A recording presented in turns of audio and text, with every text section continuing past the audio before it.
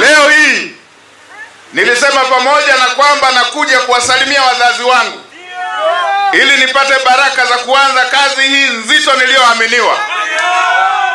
Nilisema nitapita nikague miradi. Moja ya mradi niliyopita ni huu hapa. Nimeanzia kule kukagua. Nimeshakagua hatua ambayo imefikiwa. Nimefika na hapa nimekagua. Lakini nimepitia na taarifa. Ninazo taarifa za mradi huu. Mradi huu umesimama tangu mwaka 2016. Na mradi huu ulitakiwa umalizike mwaka 2018. Na katika kusimama, jitihada zimefanyika za kuona mradi huu unaendelea. Mwanzoni kulikuwepo na majadiliano yanaendelea ya kisera kati ya mkandarasi na serikali. Serikali ikatatua mkwamo uliokuwepo. Kwa taarifa sahihi nilizonazo, mkandarasi akatangazwa kwamba amefilisika kule kwao. Hawezi kuendelea na mradi. Mahakama ya kule ikaelekeza mkandarasi yule ailipe Tanzania kwa sababu amecheleweshea mradi. Nikasikia zikaanza ngonjera hapo. Ngonjera. Nimepita pale nikauliza, huyu mkandarasi yuko wapi? Yuko wapi mkandarasi? Nimeambiwa wakandarasi wasaidizi wapo, lakini yeye hajafika. Nilikuwa namsikiliza mkandarasi msaidizi anasema hajaweza kufika kwa sababu ya ratiba.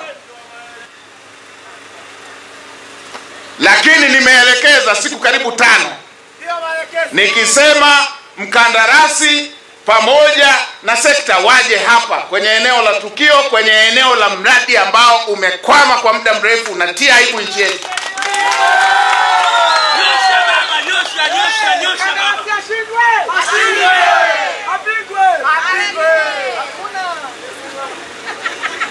Moja, alijua amefilisika.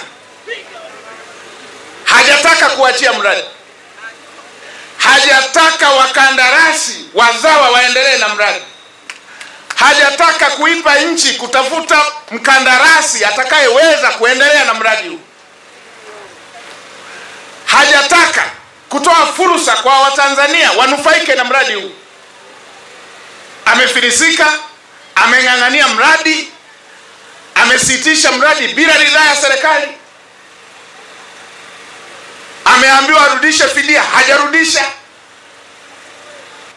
Ninazo taarifa akasema aandikiwe barua, akaandikiwa barua. Na leo hii hajaja. Hii ni dharau kwa nchi yetu. Hii ni dharau kwa Waafrika.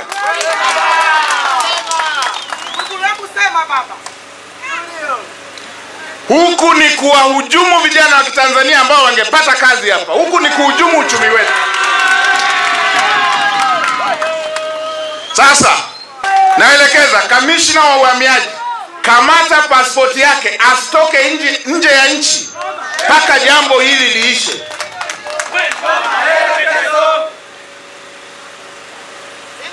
Hii ni hujuma ya wazi wazi.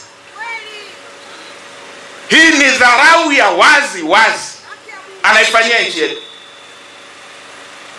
Tumemwajiri, tunamlipa, amepewa fedha, amepewa kazi, anajiamulia kama aendelee na kazi ama asiendelee. Anajiamulia kama aje kwenye mradi ama asije. Anajiamulia.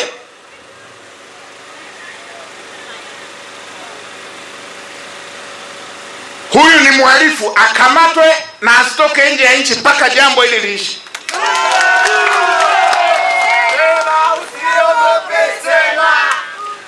Tena niwaambie wakandarasi wa kigeni, Mnapokuja hapa nchini, Tanzania imewaajiri. Nyie sio mabosi wetu.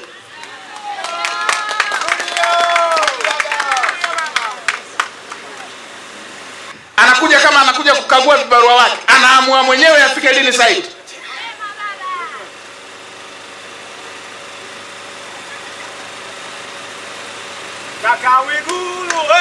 Akamati.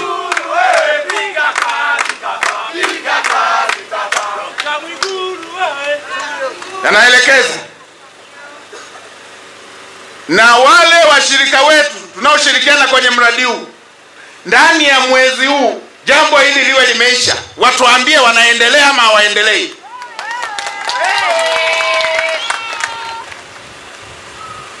Hii nchi ni yetu. Na Mheshimiwa Rais ametoka kutuambia juzi wakati anazindua bunge na siku anaapisha, hatuna mjomba, tuna mama tu anaitwa Tanzania.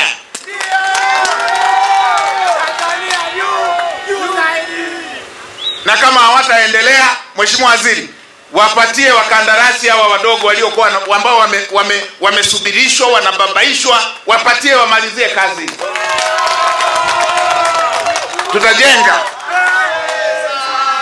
Tutajenga. Na huu ndio mwanzo, tuanze kuwaamini wakandarasi wazawa.